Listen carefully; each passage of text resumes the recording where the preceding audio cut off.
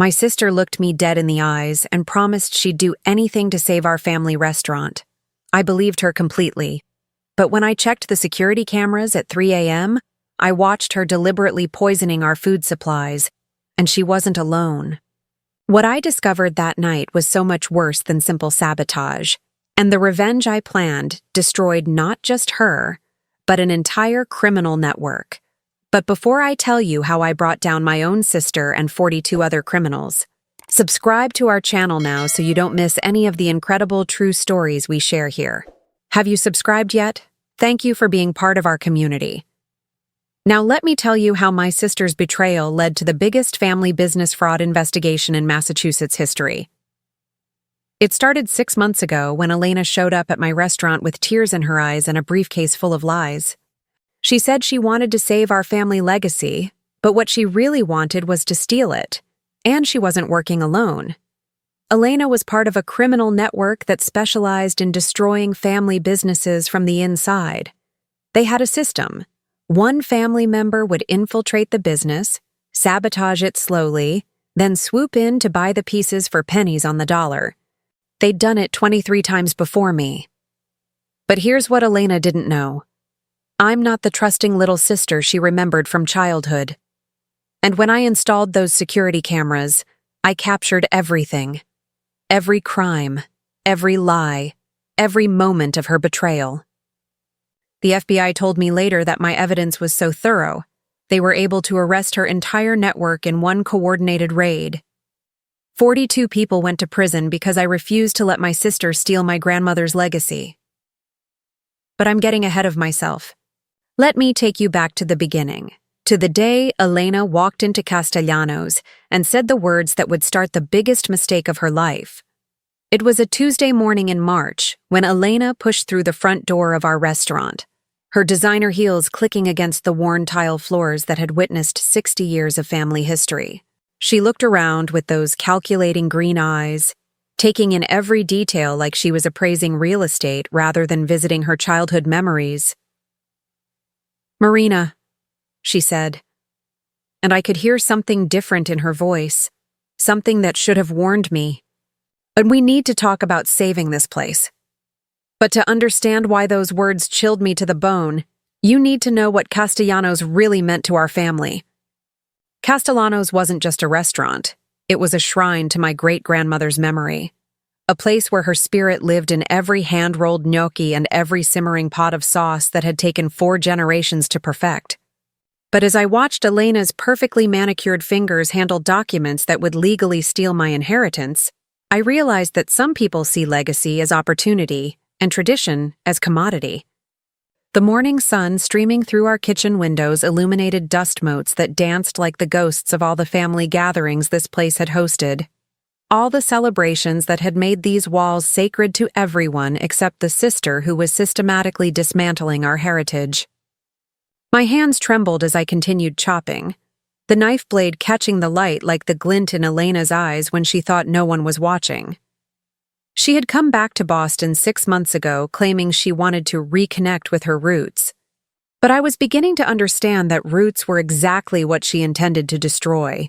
The partnership she had proposed seemed like salvation when our restaurant was drowning in debt and bad reviews. But salvation had turned into something that felt more like slowly administered poison. Elena's legal expertise and business connections had seemed like gifts from heaven, but now they felt like weapons aimed directly at my heart.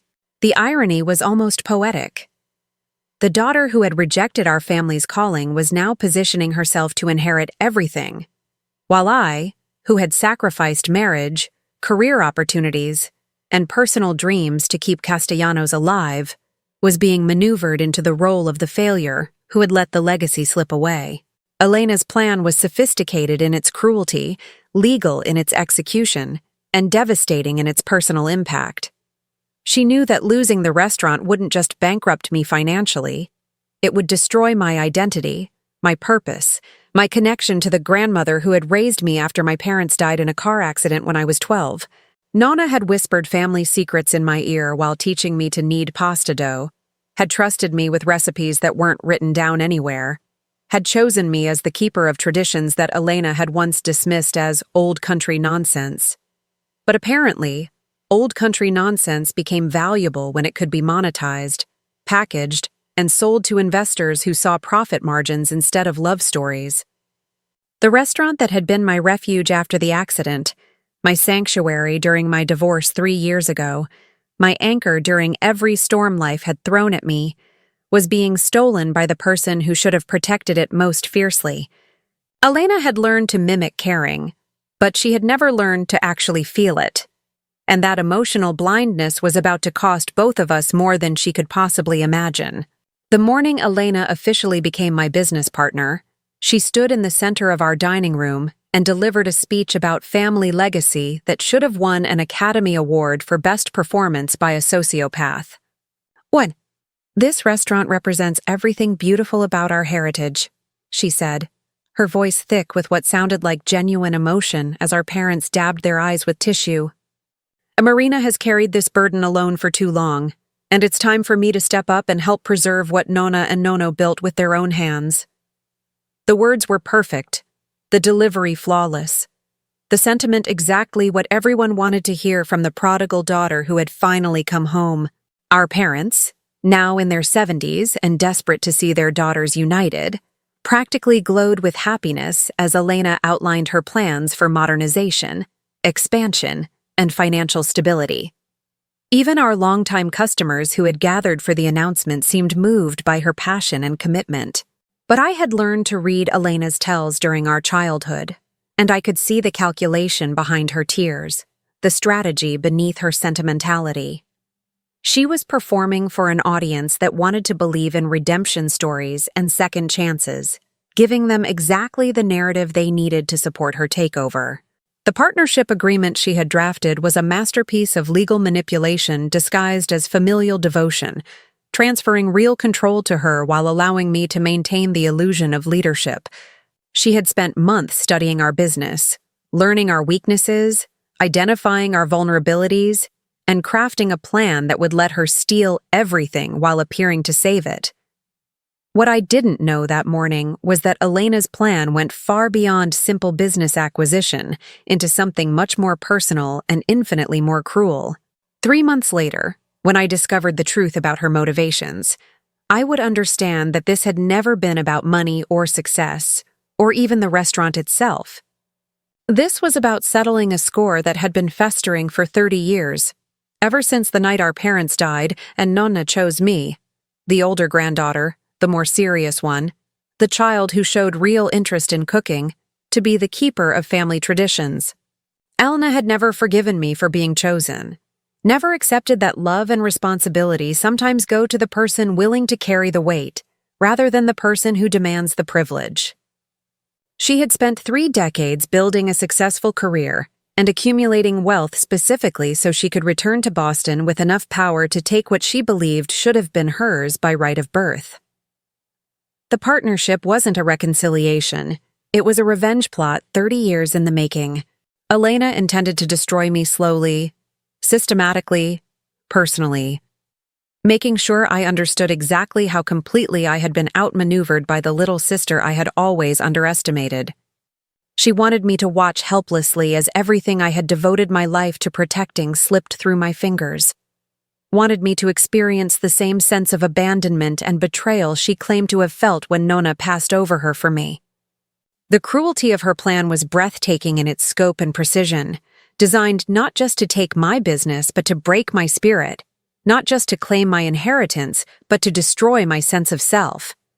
But Elena had made one critical error in her calculations. She had mistaken my gentleness for weakness, my loyalty for stupidity, my love for our family traditions for naive sentimentality. What she didn't understand was that the same grandmother who had taught me to make perfect pasta had also taught me that sometimes the most important ingredient in any recipe is the willingness to fight for what you love. Nona had survived fascism, immigration, the death of 2 children, and the Great Depression not through softness but through a core of steel wrapped in warm smiles and gentle hands. She had passed that steel to me along with her recipes, and Elena was about to discover that underestimating a woman who has been forged by real loss and genuine responsibility is a mistake that costs more than money. The partnership agreement Elena had crafted so carefully contained loopholes she hadn't considered, vulnerabilities she hadn't anticipated, and assumptions about my capabilities that were about to prove catastrophically wrong.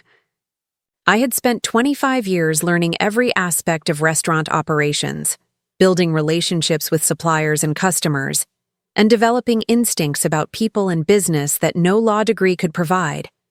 Elena might have the legal expertise and financial resources, but I had something more valuable. I knew how to survive, how to adapt, and how to fight dirty when fighting clean wasn't enough. The war she had started would end very differently than she expected, and the family legacy she was trying to steal would become the weapon I used to destroy her. The night I signed the partnership papers, I lay awake in the small apartment above the restaurant, listening to the building settle around me and feeling like a stranger in my own life. The sounds that had always comforted me, the hum of refrigeration units, the tick of the old radiator, the distant traffic from Hanover Street, now felt ominous, like a countdown to disaster I couldn't prevent. Elena had moved into a luxury downtown apartment, explaining that she needed to be close to her investors and legal contacts. But I suspected she simply couldn't bear to be surrounded by the authentic family history she was working so hard to commodify. The distance was probably better for both of us. I wasn't sure I could maintain the pretense of sisterly partnership if I had to watch her fake emotions on a daily basis. But lying there in the darkness, surrounded by walls covered with family photos and awards that represented decades of authentic dedication, I made a promise to the grandmother whose spirit I still felt in this place. Elena might have started this war, but I was going to finish it.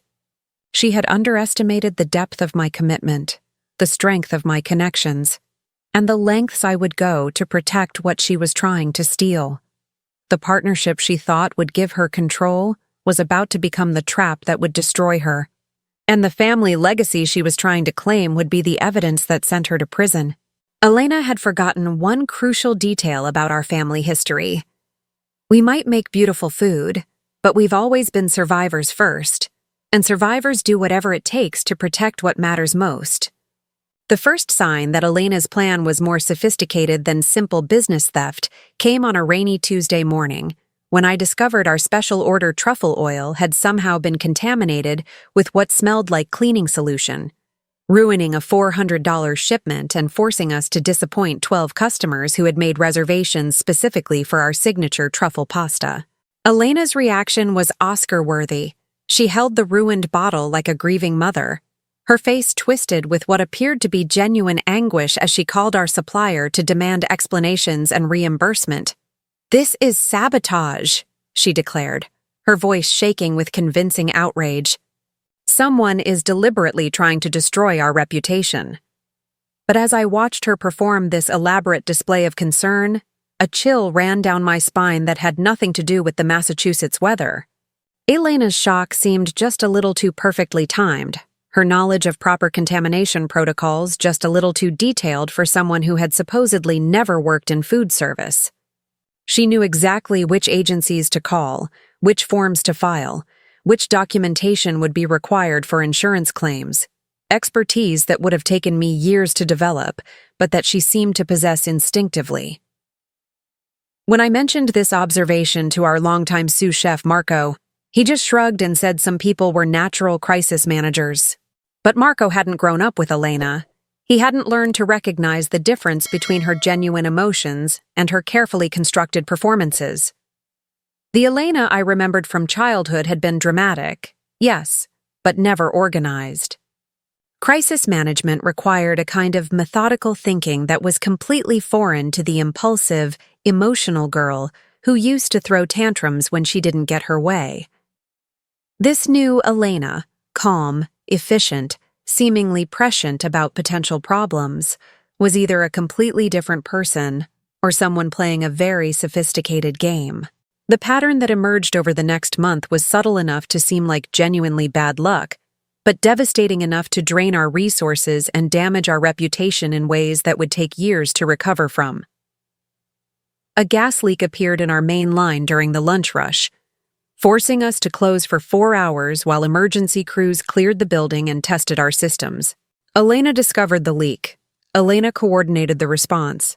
Elena handled the insurance paperwork with professional competence that should have impressed me but instead made my skin crawl. Food shipments arrived spoiled despite being fresh when they left the supplier's warehouse. Equipment that had been working perfectly suddenly developed mysterious malfunctions that cost hundreds of dollars to repair. Customer reservations disappeared from our computer system, creating confusion and anger that resulted in scathing online reviews. Each incident was small enough to be explained away, but together they created a narrative of incompetence and poor management that was slowly killing our business. Elena's response to each crisis was perfect. She was concerned, but not panicked, helpful but not pushy, sympathetic but not emotional. She handled every situation with the kind of professional detachment that made her seem like the competent partner, while I appeared to be the overwhelmed owner who couldn't maintain basic standards. The dynamic was poison disguised as medicine, designed to make everyone, our staff, our customers, our family, see Elena as the solution to problems I was too incompetent to prevent. But the most insidious part of Elena's campaign wasn't the sabotage itself. It was the way she positioned herself as my emotional support while systematically destroying everything I had worked to build. She would arrive early every morning with coffee and pastries, asking about my stress levels and offering to take on additional responsibilities that I was clearly too overwhelmed to handle properly. Her concern felt genuine, her offers of help seemed sincere, and her gradual assumption of more control over daily operations appeared to be exactly what our struggling restaurant needed. She charmed our longtime customers with stories about our family history, impressed potential investors with sophisticated business plans, and won over our staff with her attentiveness to their concerns and suggestions. To everyone watching, Elena looked like the perfect business partner, dedicated, competent, and completely committed to saving Castellanos from the management failures that were clearly my responsibility. The narrative she was crafting was devastatingly effective. I was the well-meaning but incompetent traditionalist who was too emotional and too stubborn to adapt to modern business realities, while she was the sophisticated professional who understood what needed to be done to save our family legacy. Every crisis made her look more competent, and me look more inadequate. Every problem reinforced the story that she was the solution, and I was the obstacle to success. The psychological manipulation was masterful in its subtlety and terrifying in its effectiveness. The night I finally admitted to myself that Elena might be deliberately sabotaging our restaurant was the same night I discovered the first piece of concrete evidence that my suspicions weren't just paranoid delusions born from stress and exhaustion. While cleaning the office after another disastrous day, this time a mysterious power outage that had spoiled 2 days' worth of prep work, I found Elena's legal pad hidden beneath a stack of invoices, covered with notes that made my blood run cold. The handwriting was definitely hers, but the content was like reading the diary of a psychopath. She had mapped out every aspect of our operations, identified every vulnerability, and planned a systematic campaign of destruction that was designed to look like a series of unfortunate accidents. The notes included supplier contact information, equipment maintenance schedules, staff work patterns, and customer reservation data. Everything she would need to create problems that would appear random but were actually precisely calculated. More chilling still were her personal observations about my emotional state, my stress responses, and my growing dependence on her support during each crisis. She was studying me like a lab rat, documenting my reactions to determine how much pressure I could take before I completely broke down. The clinical detachment of her analysis was more frightening than outright hatred would have been. This wasn't emotional revenge, but calculated destruction, planned and executed with the same methodical precision she brought to corporate legal cases. But the discovery that truly shattered my world came when I found the business plan Elena had been developing in secret. A comprehensive strategy for opening her own restaurant using our family recipes, our supplier relationships, and our customer database. The document was titled Elena's Modern Italian Cuisine with Traditional Roots, and every page felt like a knife twisting in my chest. She had been planning this theft for months, maybe years, carefully documenting our most valuable assets while positioning herself to claim them legally when Castellanos inevitably collapsed under the weight of her sabotage. The financial projections showed she expected to open her new restaurant within 6 months of our closure, targeting our existing customer base with marketing materials that emphasized her family heritage and culinary training.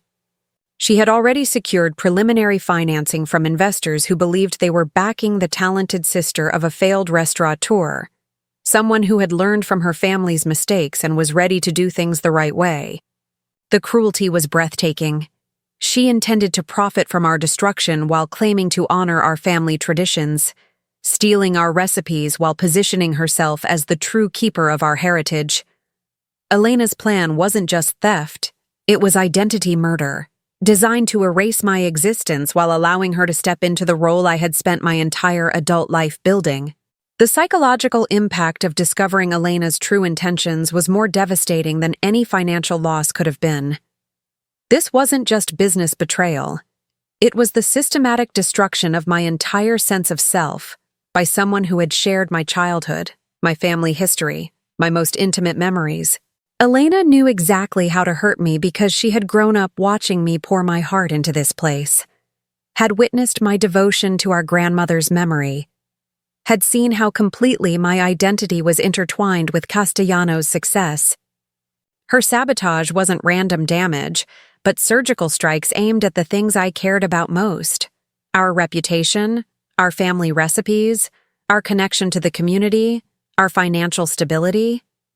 She was attacking not just my business but my soul, not just my livelihood but my reason for living. The sister who had once shared my bedroom and my secrets was now using that intimate knowledge to destroy me with a precision that felt personal in the worst possible way. Every crisis she had helped me through had been a performance designed to make me trust her more while making everyone else trust me less. Every expression of concern had been calculated manipulation. Every offer of support had been another step in a plan to make me completely dependent on someone who was actively working to destroy me. The betrayal was so complete, so intimate, so perfectly designed to exploit my deepest vulnerabilities that it felt like emotional rape, a violation of trust so fundamental that it changed my understanding of what family could mean. That night, I sat in my apartment above the restaurant, surrounded by family photos that now felt like evidence in a crime scene, and made a decision that would define the rest of my life.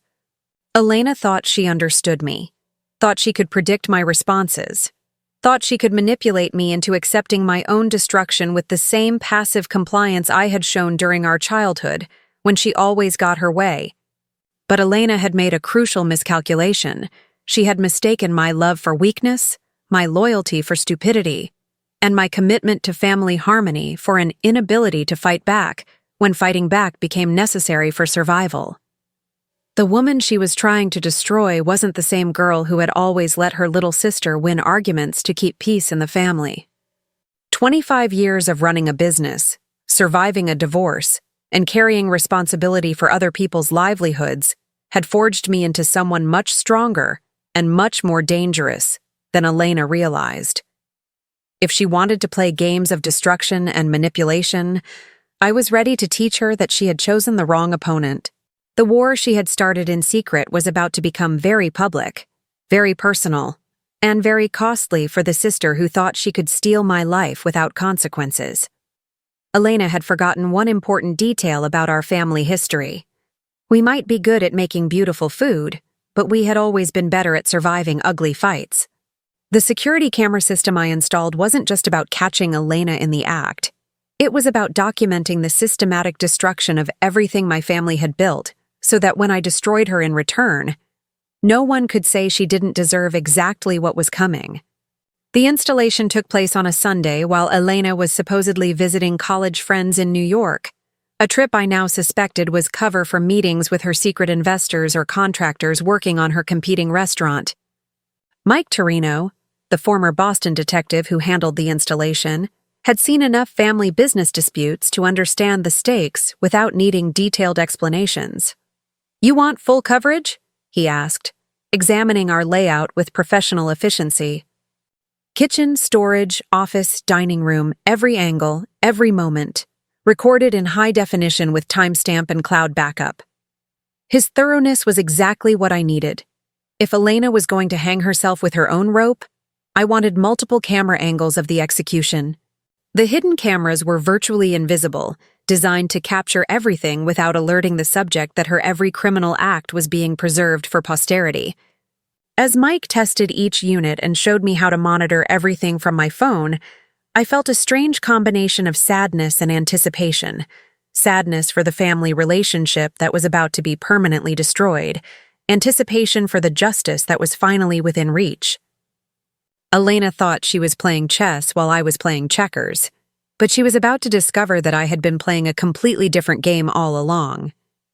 The first night of surveillance was almost anticlimactic. Elena didn't show up at the restaurant at all, probably confident that her latest round of sabotage would keep me busy dealing with consequences rather than investigating causes. But the second night, Tuesday at 11:47 p.m., my phone buzzed with a motion alert that made my heart race with a mixture of vindication and horror. Elena's key turned in the back door with the quiet confidence of someone who belonged there.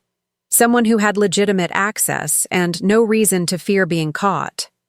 But the Elena captured by night vision cameras was nothing like the concerned partner she pretended to be during business hours. This Elena moved through our kitchen with surgical precision, opening containers of prep ingredients and adding substances from a small case she had brought with her. She adjusted refrigerator temperatures, loosened equipment connections, and planted expired products in locations where they would cause maximum damage while appearing to be honest mistakes. The methodical nature of her sabotage was more disturbing than random destruction would have been. This was professional-level crime committed by someone who understood exactly how much damage each action would cause. She worked for 37 minutes that night, creating problems that would manifest over the next several days as food spoilage, equipment failures, and health code violations.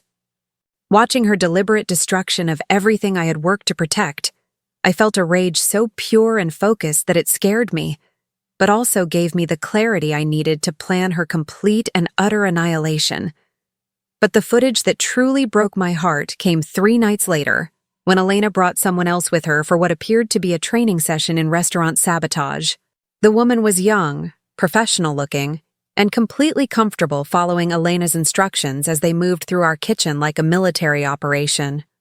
Elena explained each technique with the patience of a teacher, pointing out which chemicals would create specific types of food spoilage, which equipment vulnerabilities would cause the most expensive failures, and which documentation would make everything appear accidental.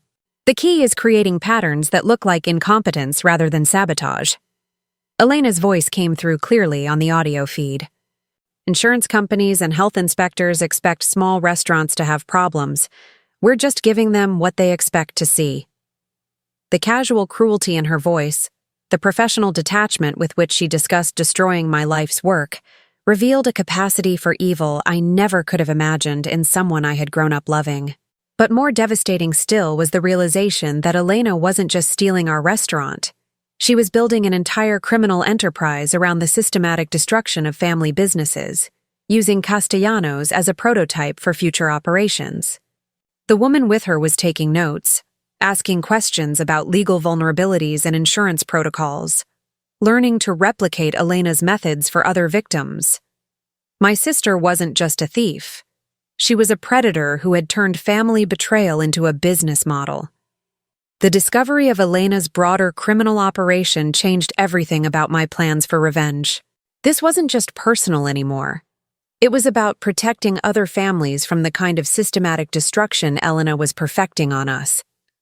The scope of her operation became clear when I traced the license plate of her accomplice's car and discovered she was connected to a consulting firm that specialized in restaurant acquisition and restructuring, corporate language for the kind of vulture capitalism that destroyed family businesses to feed chain operations and real estate developers. Elena had found a way to monetize betrayal, turning her legal expertise and psychological manipulation skills into a criminal enterprise that targeted the most vulnerable businesses in the most personal way possible.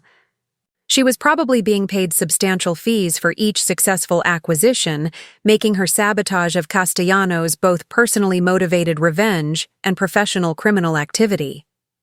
The realization that we were just one target in a larger pattern of family business destruction filled me with a cold fury that went beyond personal anger into something much more dangerous. Elena had made the mistake of thinking she could treat my family's legacy like just another business transaction. But she was about to learn that some things are worth fighting for no matter what the cost. The trap I designed for Elena was inspired by the one thing she couldn't fake, couldn't steal, and couldn't replicate: the actual secret ingredient in our grandmother's sauce recipe, a combination of techniques and timing that had never been written down and never shared with anyone except me. Elena had copied everything else: our supplier lists, our customer database, our operational procedures, our marketing materials. But the one recipe that truly defined Castellanos existed only in my memory and my hands. So I created a fake version of the secret recipe, one that would produce something edible but distinctly different from our authentic sauce, and left it where Elena would find it during one of her nighttime visits. The fake recipe included ingredients that would create a specific flavor profile and color that any experienced food critic would immediately recognize as inferior, along with preparation techniques that would result in a sauce that looked similar but tasted completely wrong. I also included detailed notes about the family history of the recipe, creating a story about my grandmother's childhood in Sicily that would give Elena confidence she had found something genuinely valuable. The beauty of the trap was that Elena's greed and her fundamental lack of understanding about authentic cooking would make her eager to steal something that would ultimately destroy her credibility with exactly the people she needed to impress. But the real genius of my plan wasn't just giving Elena a recipe that would sabotage her new restaurant. It was creating a situation where her theft would be publicly documented and legally prosecuted in ways that would destroy her career, her freedom, and her reputation permanently. While Elena was stealing my fake recipe, I was building a comprehensive legal case that included not just the security footage of her sabotage, but also evidence of her broader criminal enterprise, her manipulation of elderly family members, and her systematic fraud against investors who believed they were backing a legitimate business venture. I had contacted the FBI's White-Collar Crime Division, the Massachusetts Attorney General's office, and the Boston District Attorney's Economic Crimes Unit, providing them with evidence that Elena's operation was much larger and more sophisticated than simple restaurant theft. The case I was building would result in federal charges that could send Elena to prison for decades, while simultaneously destroying her legal career and ensuring she could never practice law again. The sister who had spent 30 years building a reputation for professional competence was about to discover that all of that could be destroyed in a single moment of greed and stupidity. The night Elena finally took the bait and stole my fake recipe, I sat in my apartment watching the security footage with a mixture of satisfaction and sadness that surprised me with its intensity.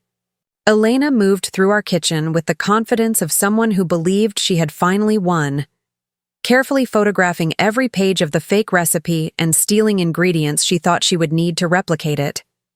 Her excitement was almost childlike as she worked, finally claiming the prize she believed would make her restaurant superior to the one she was destroying.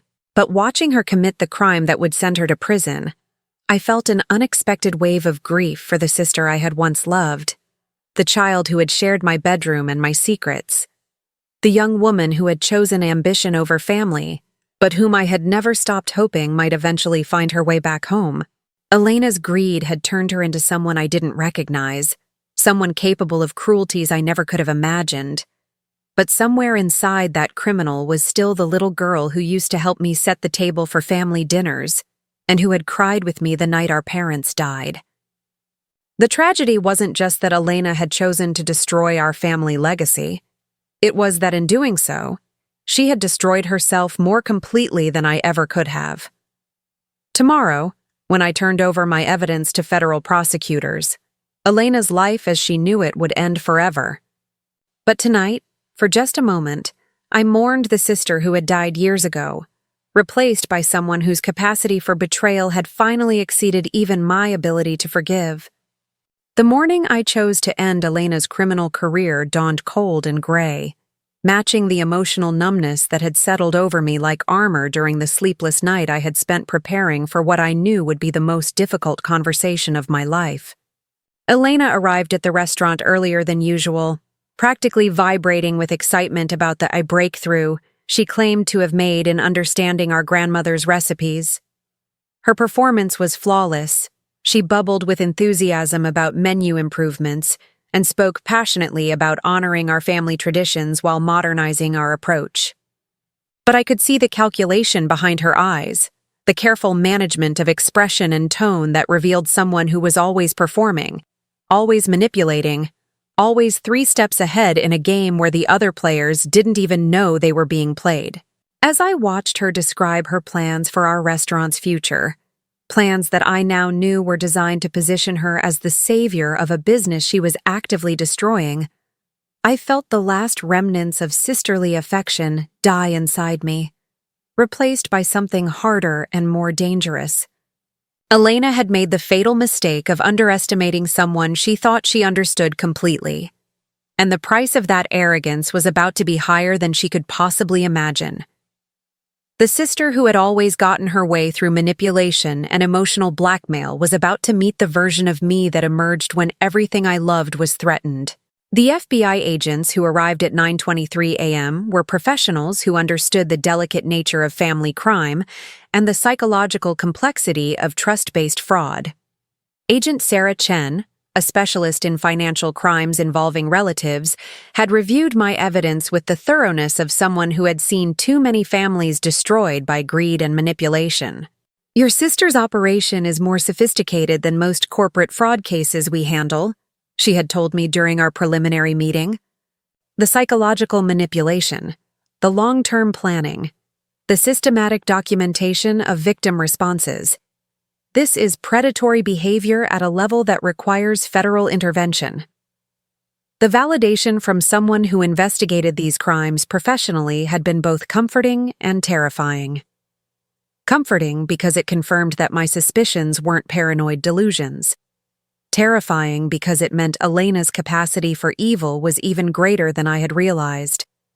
Agent Chen's team had spent weeks building a case that went far beyond simple restaurant sabotage into organized crime territory, following connections that linked Elena to other suspicious business failures and developing a pattern of behavior that suggested years of criminal activity. The sister I thought I knew had apparently been living a double life for much longer than I had suspected, using her legal expertise and family connections to prey on vulnerable small businesses in ways that were both incredibly sophisticated and utterly devastating.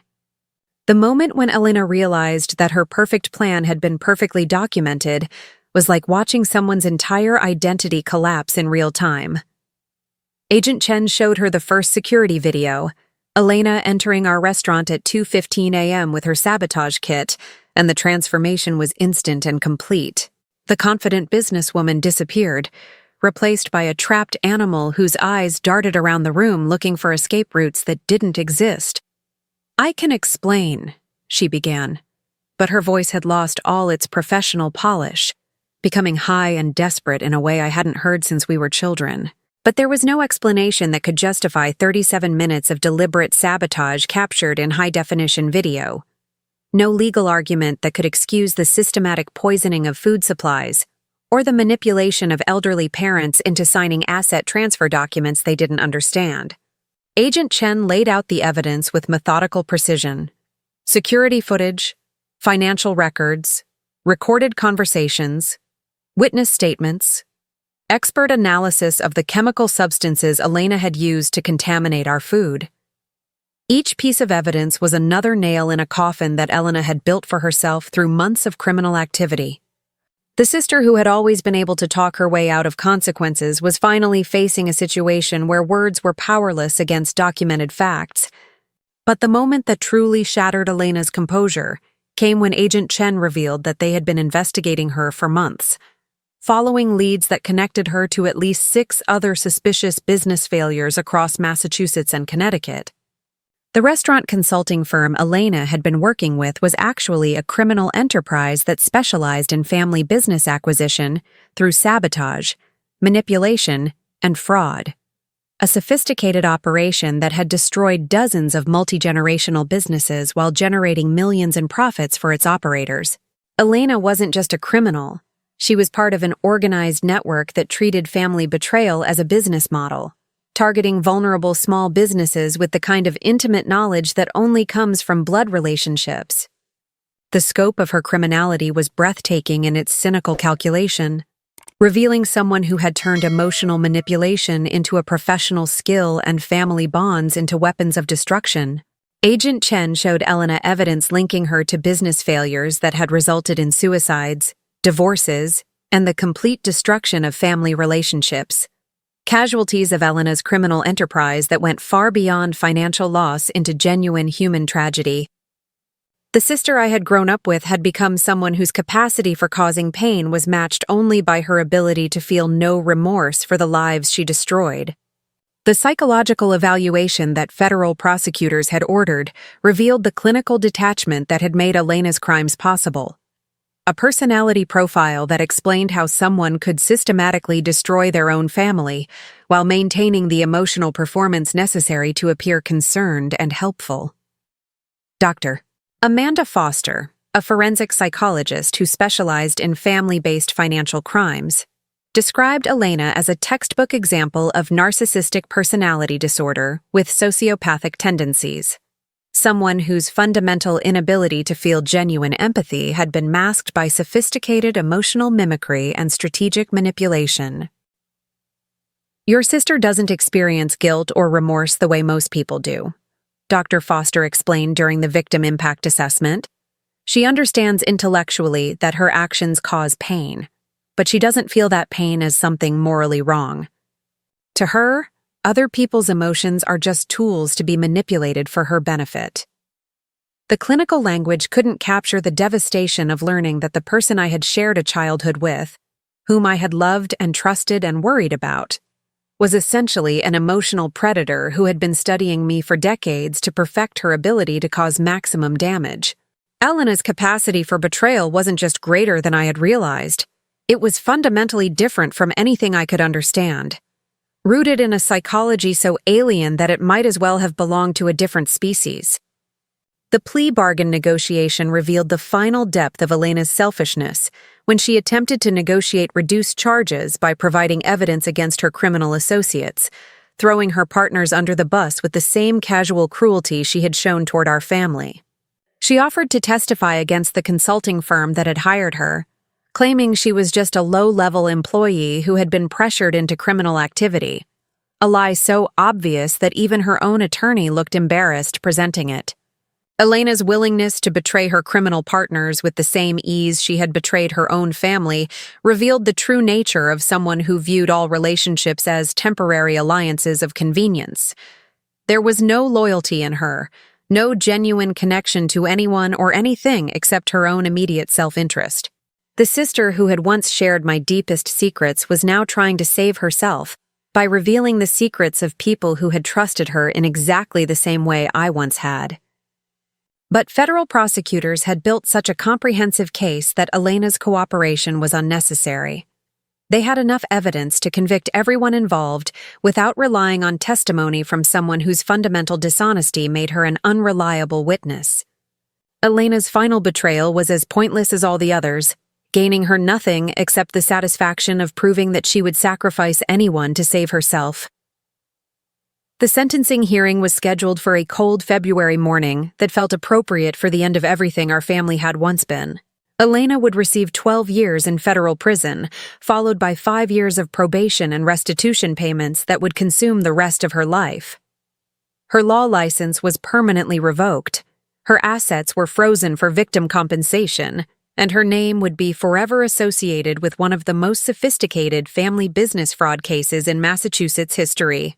As I prepared to give my victim impact statement, the formal opportunity to tell a federal judge how Elena's crimes had affected my life, I realized that the hardest part wasn't the anger or the betrayal, or even the financial devastation. The hardest part was mourning someone who was still alive, grieving for a sister who had never actually existed except in my own naive imagination. Elena had spent our entire relationship studying me, learning my vulnerabilities, planning for the day when that knowledge could be used to destroy me completely. The love I had felt for her was real, but the person I had loved was just another one of her performances, carefully crafted to maintain access to what she eventually intended to steal. Tomorrow, Elena would begin serving a sentence that would consume the rest of her productive adult life. But she had already served herself a life sentence of emotional emptiness that no amount of stolen money could ever fill. The first morning of my new life, the morning after Elena was sentenced to 12 years in federal prison, dawned with a clarity I hadn't experienced since childhood, as if someone had finally cleaned windows I hadn't realized were dirty. I stood in Castellano's kitchen at 5 a.m., alone for the first time in months, without the weight of deception and manipulation pressing down on my shoulders like a lead blanket. The silence was profound and healing, broken only by the familiar sounds of our old building settling around me and the distant hum of traffic from Hanover Street beginning the daily rhythm of North End life. For the first time in over a year, I could breathe without wondering what new crisis Elena had planted for me to discover, could plan for the future without calculating how each decision might be sabotaged by someone I trusted completely. The kitchen that had been transformed into a crime scene was becoming a sanctuary again, and I could feel my grandmother's spirit returning to a place that had been corrupted by greed and betrayal, but was finally clean again. Elena's systematic destruction had been thorough, but it hadn't been complete. The heart of what made Castellanos special, the recipes that lived in my hands, the relationships that had been built over decades, the reputation that had survived 60 years of challenges, remained intact and stronger for having survived such a deliberate assault. I was no longer the naive woman who had believed that family loyalty was automatic. I was someone who had fought for what mattered most and won against odds that had seemed impossible. The media attention that followed Elena's conviction transformed Castellanos from a struggling family restaurant into a symbol of resilience against the kind of sophisticated financial predation that was destroying small businesses across America. Food writers, business journalists, and television producers descended on our little North End establishment, fascinated by a story that combined family betrayal, corporate crime, and the kind of justice that rarely seemed to touch white-collar criminals. James Beard award-winning chef Marcus Rivera called personally to offer his support, explaining that Elena's criminal network had targeted several restaurants in his professional circle, and that my courage in building a federal case had protected countless other family businesses from similar destruction. "You didn't just save your own restaurant," he told me during a visit that resulted in a collaboration dinner featuring both our family's traditional recipes and his modern interpretations. "You exposed a criminal enterprise that was systematically destroying the kind of authentic family establishments that make American food culture special." The validation from someone of his stature meant more than all the media coverage combined. It confirmed that my fight against Elena had been about something larger than personal revenge or even family loyalty. I had been defending a way of life, a set of values, a tradition of family business that represented the best of what America could be when people committed to building something meaningful together.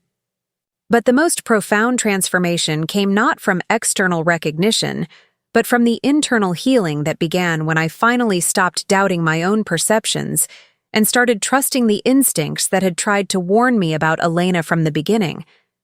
The psychological damage from months of systematic gaslighting had been more severe than I initially realized. Elena's manipulation had made me question my memory, my judgment, my basic ability to distinguish between reality and carefully constructed illusions. Therapy with Dr. Patricia Williams, who specialized in recovery from trust-based trauma, helped me understand that Elena's abuse had been particularly devastating because it exploited the fundamental assumption that family members want each other to succeed. "Your sister didn't just steal from your business," Dr. Williams explained during one of our sessions. Wish she stole your ability to trust your own experiences, your confidence in your own competence, your faith in your own worth. That kind of psychological theft often causes more lasting damage than any financial loss. The process of rebuilding my sense of self-worth and learning to trust my instincts again was painful, but necessary work that ultimately made me stronger and more self-reliant than I had ever been before. Elena's betrayal had forced me to develop emotional independence I hadn't realized I needed, teaching me to value my own judgment over the opinions of people who claim to care about my welfare. The discovery of Elena's broader criminal network led to investigations that eventually resulted in 43 additional arrests and the recovery of over $8 million in stolen assets from family businesses across 6 states. The FBI's Economic Crime Division called it one of the most sophisticated family business fraud operations they had ever encountered, a criminal enterprise that had perfected the art of psychological manipulation to steal not just money, but entire family legacies. Agent Chen invited me to speak at law enforcement conferences about the warning signs of trust-based fraud, sharing my experience to help other investigators understand the unique psychological dynamics that make family-based crimes so devastating and so difficult to detect. The speaking engagements were emotionally challenging but therapeutically valuable, transforming my experience of victimization into a platform for helping other families avoid the kind of systematic destruction Elena had inflicted on us. Each time I told my story, I felt a little more of my power returning, a little more confidence that I had not just survived Elena's assault, but had turned it into something meaningful that could protect other people from similar trauma. The criminal enterprise that had destroyed dozens of family businesses was completely dismantled because one sister had been willing to fight back against another sister's betrayal, and that knowledge gave meaning to pain that had initially felt pointless and overwhelming. The reconstruction of Castellanos took place on multiple levels simultaneously: financial recovery through insurance settlements and restitution payments, operational improvements funded by new investors who were drawn by our story of survival, and emotional healing that happened gradually as our staff and customers learned to trust again in the wake of such profound deception. Elena's sabotage had been systematic enough to damage every aspect of our operations, but it had also been documented thoroughly enough to make insurance claims and legal restitution straightforward processes. Within 6 months of her sentencing, we had recovered most of our financial losses and had attracted additional investment from people who wanted to support a business that had stood up to sophisticated criminal assault. More importantly, the experience had taught our entire team to recognize the warning signs of manipulation and sabotage, making us stronger and more resilient than we had been before Elena's attack. The staff members who had watched me struggle through months of unexplained problems without losing faith in our mission became fiercely loyal advocates who understood that they were part of something worth protecting. Our customer base expanded beyond our traditional North End neighborhood to include people from across New England who came specifically to support a restaurant that had fought for its survival against overwhelming odds. The final chapter in Elena's story was written not in a courtroom, but in a letter she sent me 3 years into her federal prison sentence. A rambling attempt at apology that revealed she still didn't understand the true nature of what she had done to our family. She wrote about feeling sorry for the pain she had caused, about missing our childhood relationship, about hoping we might eventually find a way to reconcile and rebuild our sisterly bond. But the letter contained no acknowledgement of the calculated cruelty that had driven her actions, no recognition that her crimes had been motivated by decades of resentment and entitlement rather than temporary desperation or external pressure. Elena still saw herself as someone who had made mistakes rather than someone who had made deliberate choices to cause maximum emotional damage, still believed that her apology could somehow repair relationships that her actions had permanently destroyed. I read her letter once, felt a brief moment of sadness for the sister who had never actually existed, and then burned it in the flame of the same gas burner she had sabotaged months earlier. Elena's attempt at reconciliation was just another manipulation, another performance designed to serve her needs rather than acknowledge the reality of what she had done. The sister I had grown up loving was gone forever, replaced by someone whose capacity for self-deception was matched only by her willingness to use family bonds as weapons of destruction. 5 years after Elena's conviction, I stood in the expanded Castellano's kitchen, teaching my 23-year-old daughter Sophia the secret techniques for our grandmother's sauce that had survived every assault Elena could devise. Sophia had returned from culinary school with new skills and fresh perspectives, but also with deep respect for the traditions that had made our family restaurant special for 3 generations. "Will you tell my children about Aunt Elena?" she asked, while practicing the precise timing that made our sauce unique. I thought about the question while watching Sophia's confident hands recreate movements that connected her to ancestors she had never met, but whose influence lived on in every perfectly seasoned dish. "I'll tell them that family loyalty has to be earned through actions, not just assumed because of shared DNA," I said finally. "Sauce. I'll teach them that trust is the most valuable ingredient in any relationship, and that some people will always choose personal advantage over family responsibility. But I'll also tell them that our traditions survived because someone was willing to fight for them, and that fighting for what you love is always worth the cost, even when the enemy is someone you once loved." Elena had tried to steal our family's legacy, but she had ultimately strengthened it by forcing us to defend what mattered most. The recipes she had attempted to copy were more secure than ever, protected not just by legal safeguards, but by the hard-won knowledge that real family bonds are forged through loyalty and sacrifice rather than blood and proximity. Sometimes the greatest gifts come disguised as the worst betrayals, teaching lessons that couldn't be learned any other way and building strength that couldn't be developed through easier paths. So, what did you think of this story of family revenge? I'm amazed at what people are capable of when they feel betrayed. Leave a comment below telling us what you would do in Marina's place. We love reading every comment you leave. If you liked this story and want more content like this, subscribe to the channel and activate the bell so you don't miss any of the incredible stories we share here. And look, there's another incredible video appearing on your screen right now. Click here and I'll see you there. Thanks, everyone!